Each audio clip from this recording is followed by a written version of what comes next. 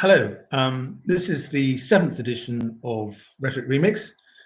Rhetoric Remix is a regular series of live stream broadcasts where we invite contributions from eminent practitioners, professors, speechwriters from around the globe to talk on some aspect of rhetoric or public speaking, where kind of rhetoric impinges on civil life and academic life. Today, we are joined by Professor Erec Smith, who's Professor of Rhetoric at York College, Pennsylvania. I'll let him introduce himself probably far better than I can. But anyway, we're going to be talking with Erec today about the state of debate, and I know he's got some very interesting ideas to share on that, and also on the kind of potential growing tensions between what one might call activism and the sphere. So it's a great pleasure to have Erec here with me, and we'll be having a kind of a conversation really about these things, but I'm sure Erec will kick off. It's great to have you here. Thanks so much for joining me, Erec. For having me. So I'll just introduce myself. Yeah, and if I'm great. Okay. I am Erec Smith, a professor of rhetorical studies at York College of Pennsylvania. My current scholarship is on anti-racism, but not as you might think. I critique many initiatives of anti-racism for being more disempowering of the people it's trying to help than empowering. So I approach it with some scrutiny, and that does not make me the most popular person in the world these days, but I feel it has to be said. Part of the issues that I see is the evasion of debate, right? As a way of making meaning and coming to resolutions on things. And also the tension between the concepts of an activist and a scholar. I'll try to talk about one at a time. In my mind, they overlap. I'll try to talk about one at a time. So yeah, sure. The issue with debate, it seems to be a word these days, and there are a couple of reasons for that, as far as I can see. The first one is that when you debate somebody, especially if that somebody has opinions or thoughts that are beyond the pale, right? Egregiously offensive and incorrect, then you are, in a sense, dignifying that person's stance by even talking to that person. So the term deplatform has become popular for this reason. You don't give that person a platform, you don't let that person speak, right? So I understand that, but at the same time, I see a lot of people whose opinions are not beyond the pale, whose opinions are not really opinions even, but just critical inquiries, requests for elaboration, requests for clarification on certain things, requests for proof, which seems to be an offensive thing to do these days. So I think that's a problem.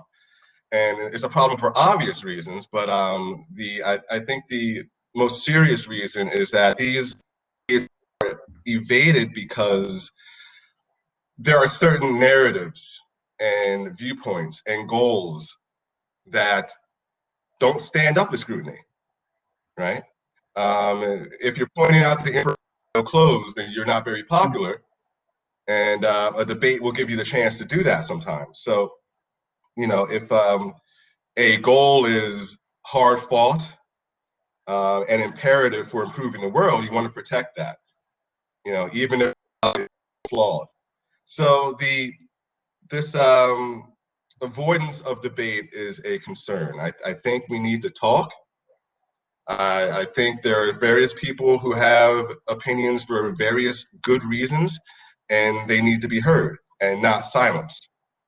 And the people who are doing the silencing don't see that they're becoming the monsters they're trying to fight, and censoring people and not allowing them to say their piece. I'll say this lastly about debate. I often joke that winning is for losers, And what I mean is that if the main point of your argument is to win, is to beat this person, is to vanquish your enemy, and then you're closing yourself off to the collaboration and the adaptive leadership I think we need right now. And if you're talking and collaborating and competing in the original sense of the word, to run with, right? Not necessarily run against.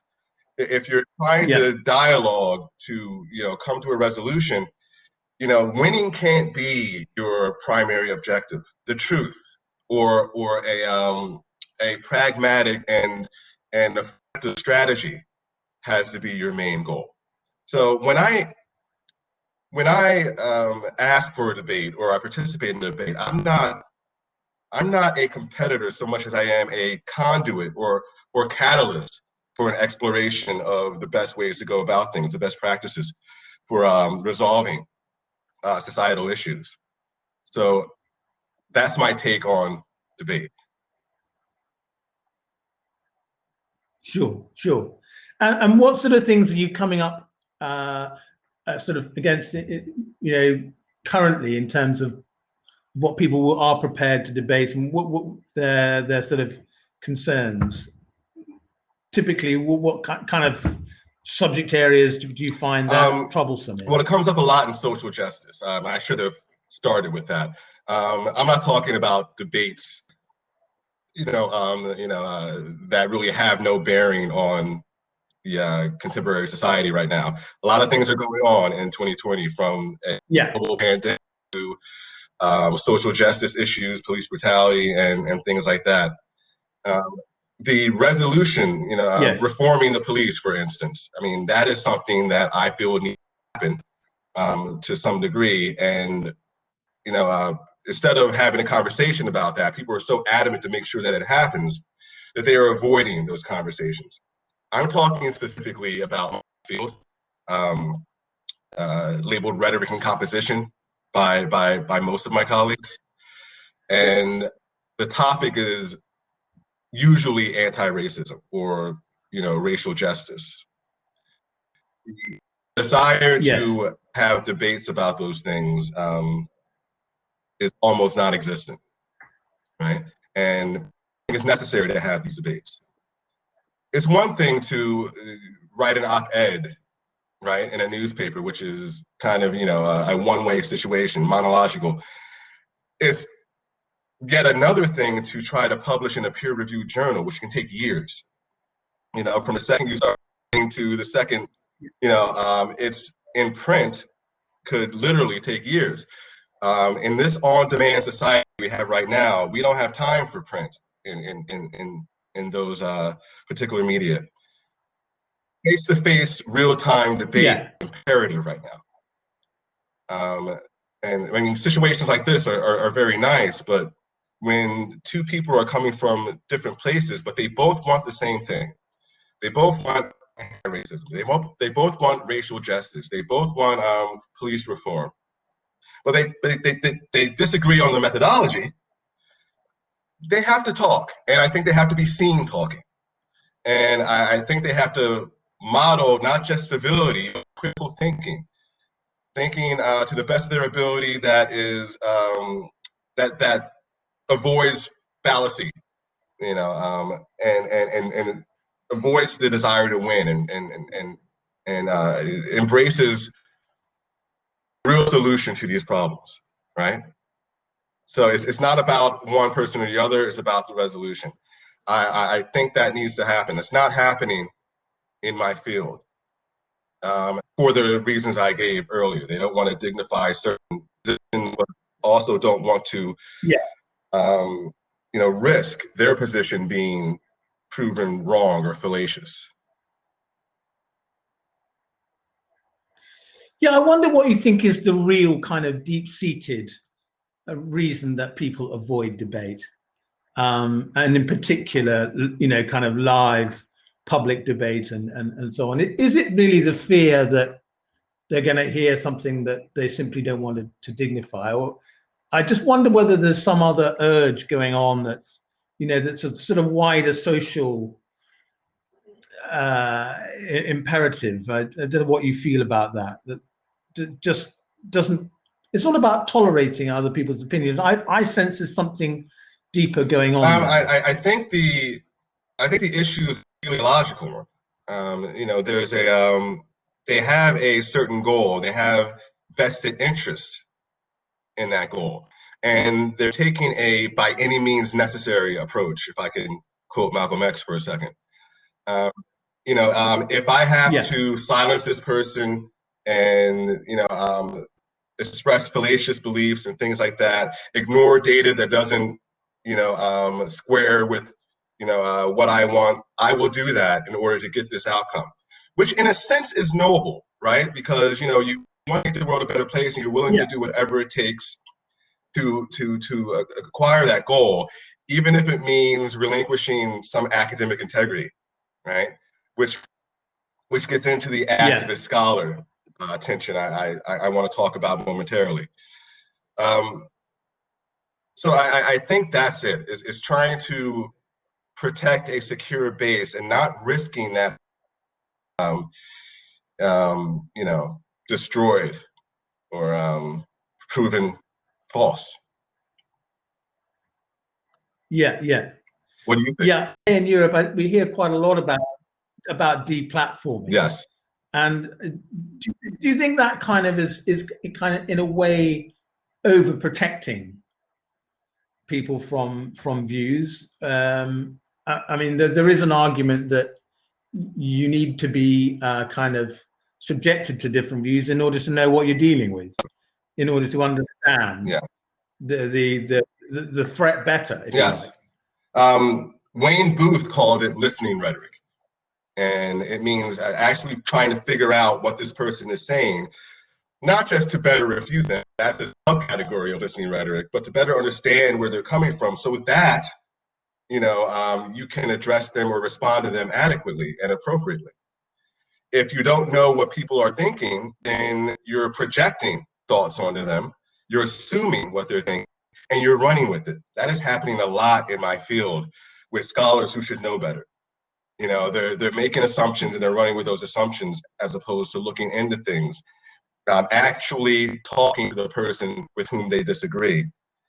And again, I think their positions are so precarious that they fear the slightest opposition will, have it crumble like a deck of a tower of cards, whatever the metaphor is. Yeah. Sure. And you mentioned the phrase "by any means possible," and I think sort of just going forward to the other topic I know you're going to talk about of activism and scholarship, which I'd like to explore a bit. Is that really the case there, that the activist feels that they're kind of allowed to take whatever action they like simply to achieve the ends that they like? I think that's primary tension, yes. The scholar activist debate, if you will, is nothing new. People have written and published about it and talked about it for quite some time now. I think because society is giving us a robust case study right now, I think the topic needs to be, it needs to reemerge. I think the major tension between the scholar and the activist is a tension between what the late philosopher Richard Paul called fair-minded critical thinking and sophistic critical thinking. Sophistic in the Platonic sense of people who are using fallacies and rhetoric to trick, for lack of a better term, right now, right? As opposed to really get at the truth. I can't read this whole thing, but Paul describes sophistic critical thinking as thinking which meets epistemological demands insofar as they square with the vested interest of the thinker. The fair-minded critical thinker, meets epistemological demands regardless of his or her ideological commitment or interest. That is the I'm seeing right now between a scholar and an activist. A scholar will look at the the actual data. I wrote down something I learned from Hannah Arendt. The raw material of sheer happening. I love that term. The scholar will look at that, right, and take it for what it is. The activist will look at what will best help him or her meet certain needs. That's not always the case. Now, I know there are scholars who consider themselves activists at certain points, activists who consider themselves scholars at certain points. Both things can definitely inform each other. But the Venn diagram of a scholar and an activist is not one circle. It is two circles that overlap, sometimes substantially, but they are two distinct circles. And a scholar, acting as a scholar, will take the data, take the information, and work with that. And an activist is less inclined to do so. I mean, you can see this in contemporary issues with anti-racism and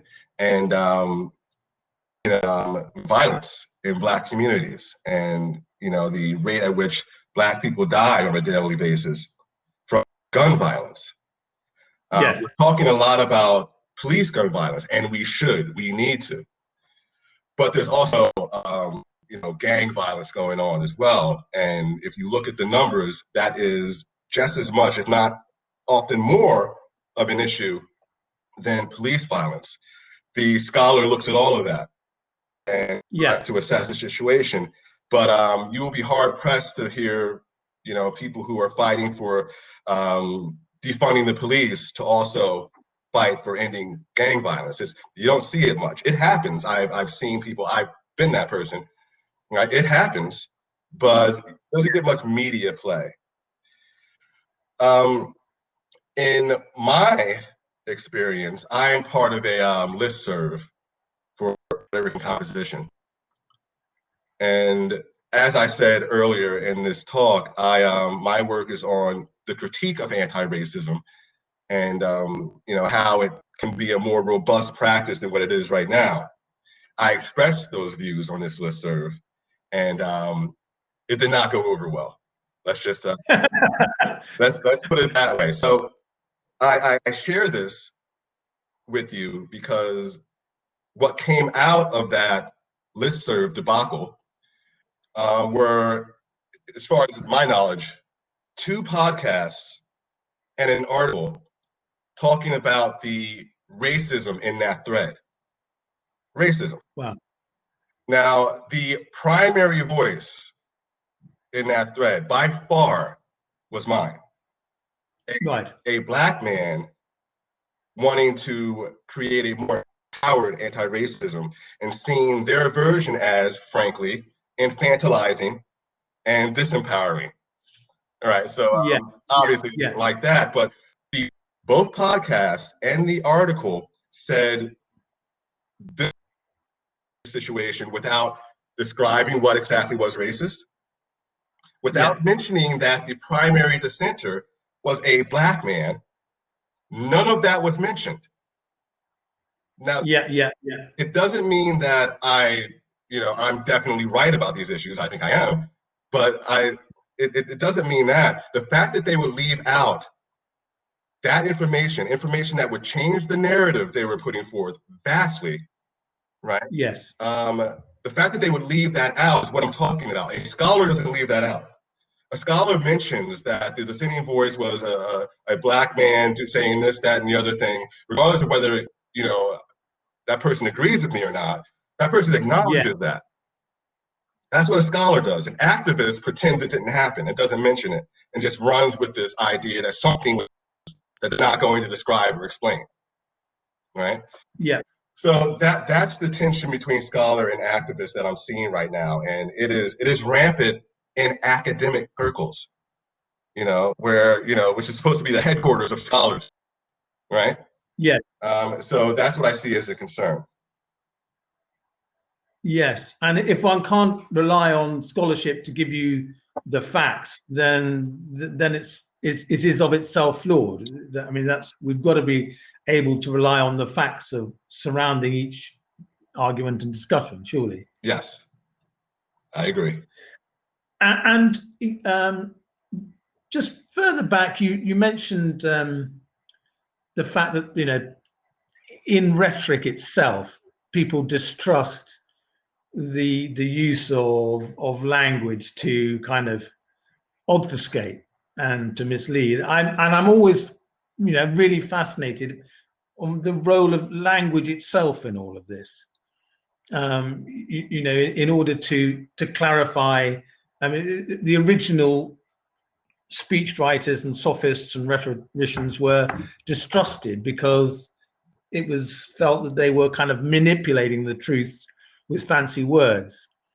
And I wonder if you have a feel for, or kind of recommendations for how we approach these difficult things, and the, you know, how we find the right language for them. Maybe that would help debate to evolve if we had a, you know, a better take on language and rhetoric.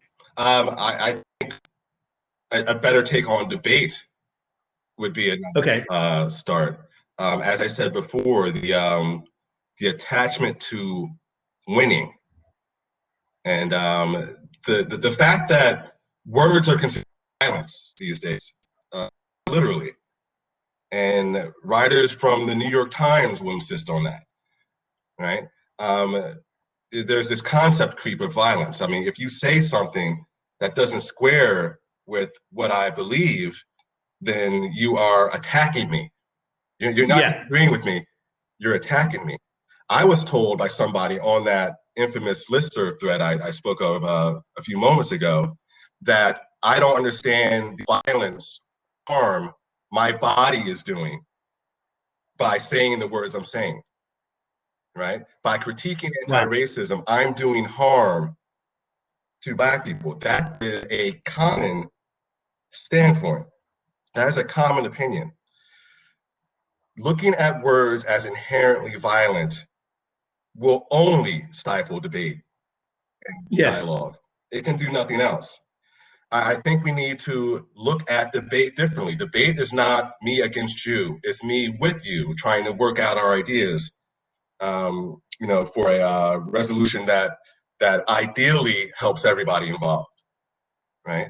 That's how we have to look at the situation. So when I think of debate, I don't think of the, I don't know what it's called throughout the globe, but we call it the Lincoln Douglas style debate, in which the moderator and one person speaks and the other person refutes and the other person gets to respond. And we don't need that kind of formality. When I talk about debate, I talk about, you know, let's sit down and have a dialogue. Yes, okay, sure, we can have a moderator, whatever. We can work on the rules of engagement together, right? As long as we engage. And I guess I think the idea of debate as war, as seriously dangerous to one's well-being, is the problem. Because I find that utterly extraordinary. Where do you think? Where's that notion of words as violence? That strikes me as new and really quite dangerous. I think it's quite dangerous as well. Well, I can't really cite authors right now, and I definitely don't want to cite emails right now and put people's names out there. But it is a thing. The New York Times just apologized for publishing an article by a senator who said, you know, maybe the National Guard may need to be brought in if the riots escalate. Many of the staff called that, you know, that was harmful to us. You know, that was a violent, you know, take on things. So the idea that words can do harm, if that's the case, then you're going to avoid those words. If you avoid words, then we're getting away from democracy, aren't we? Deliberative democracy, the power of conversation. And I think and the conversation to bring people together as much as for understanding, for meaning making, for bringing people together.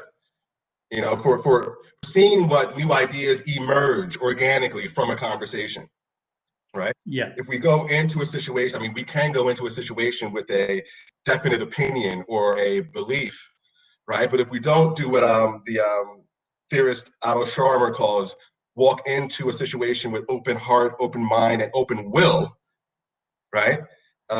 We are fighting, we are battling, we are protecting ourselves as opposed to trying to understand the other person.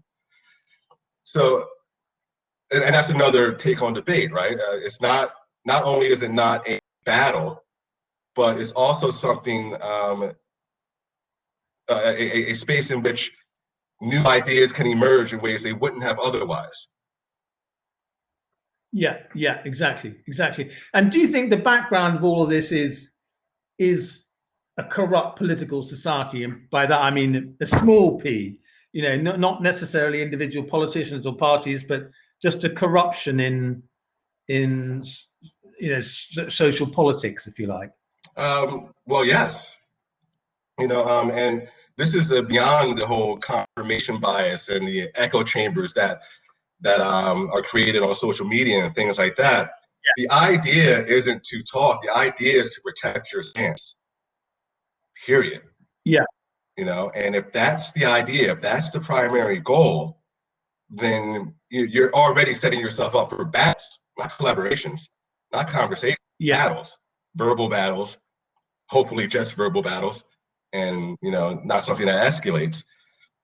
But that's the issue. I really think we have to transcend that in some way, and not be so, as some psychologists would say, connected to an outcome, which means so attached to an outcome that its loss feels like a loss of our very personhood. We have to get beyond that. I don't think everybody needs to become a Buddhist monk, but we need to non-attach, from these ideas to a certain extent. And we're not doing that. We're doing the complete opposite. I wonder whether I'm not going to kind of accuse social media, but I wonder whether social media does make this worse. And for this reason, that actually social media does disconnect us. We feel as though we're kind of separate. Although we can communicate with people across the globe, we are actually communicating in isolation and very separately. And we don't sort of see people's reactions. We don't see the emotions. We don't see the person. And therefore, I wonder whether that polarizes situations and makes them more difficult and makes people's kind of beliefs even more entrenched. If you can't debate directly, and by that I mean in person. Yeah. I don't know if social media platforms are really the best place to, I think they can be great places to have a conversation and teach and things like that. I am I'm a member of Heterodox Rhetoric and Composition, a Facebook group in which we try to do just that. And we're not just having conversations, we're modeling, civil, good faith conversations, even if we don't agree, especially if we don't agree. And we try to come to understandings. So it is possible, but it's also possible to hide behind a keyboard, be a keyboard warrior, and dehumanize the person on the other end. There's a term called solipsistic introjection, which means that you're imagining the person's voice in your head, and that includes intonation and, in a sense, intention, right? And that person may not be that at all, but you already run the idea that you're arguing A, with a particular kind of person who you've never met, B, and that often goes into a downward spiral of vitriol and hate that is hard to recover from. And I sense that within some social media platforms, the notion of outrage becomes, kind of takes over, that people feel they can be outraged all the time, and that anybody else's opinion leads to that emotion, which the outrage is a justification to do whatever you want and say whatever you want to somebody, including not just deplatforming, but canceling, as they say these days. There have been attempts to cancel me in, in various ways. I'm trying to not get canceled. But what the outrage does, it justifies, you know, um, you know, being uncivil, or it justifies incivility towards the person creating the outrage, right? And Yeah, yeah, that this person does not deserve the civility, that is supposed to be the engine of a democratic society, right? This person doesn't deserve that. This person needs to be ostracized for the greater good, right? So by canceling this person, by ruining this person's life, I'm a hero, right? And even if that person's thoughts are egregious, 9 times out of 10, that person thinks he or she is doing the right thing. And if we can be outraged, but if we can not have that outrage have us, you know what I mean? But have the outrage and acknowledge it as outrage, not let it play us like puppets, then we're moving in the right direction. And how do we protect debate? I mean, you're a wonderful example of somebody who is prepared to stand up and speak their minds and be open and fair. But is it simply that we need people, to come forward? How do we protect things from getting even worse? Well, as far as I'm concerned, tenure helps. I mean, Yeah, I'll be honest about that. There are people whose job situations are precarious enough to have them, refrain from taking stands that may not be popular or that may cause outrage or something like that. This is a lot of what's going on right now is a rule by fear. If you overcome that fear, you're on your way. I don't fear people's opinions, even without the whole tenure thing. I don't really fear people coming out at me in droves, the mob mentality and things like that. It's just a fact of life right now, like rain and the common cold and things like that. It is what it is. So I shrug it off. Not everybody's there yet, and we have to figure out ways to get there. And I'm at a loss as to how to go about doing that, but that's what needs to happen. Well, thank you, Eric. It's been an absolutely wonderful discussion with you, and I'm, just so full of admiration for your independence of thought and therefore of direction. It's really kind of uplifting to come across people who are still prepared to be independent. That's what I've felt in the past 3 or 4 months, that with lockdown and with the whole approach that the world has taken, that our independence of thinking, our independence of approach is what's most at risk in all of this. Just to be individual, I mean, feels like it's almost difficult now. So when I come across truly independent thinkers, it's always very, very inspiring and uplifting. Thank you. I try my best. I really want, this idea of independence, as you say, to reemerge. It's not really happening right now. There's a mob mentality. And if you don't conform, you are in danger of being ostracized, canceled, however you want to say it. And I think the need to overcome that is imperative. So I'm doing my best. I'm willing to take some shots if I need to. Wonderful, Eric. Well, thank you so much. It's been a real joy to chat to you, and I hope we'll have a chance to revisit this and further down the line, and things will have changed and moved on. But as I say, it's been just a fantastic pleasure to have you here as part of Rhetoric Remix. It's been a great joy. Thank you. And thank you for having me. Brilliant. Thanks so much, Erec. You're welcome.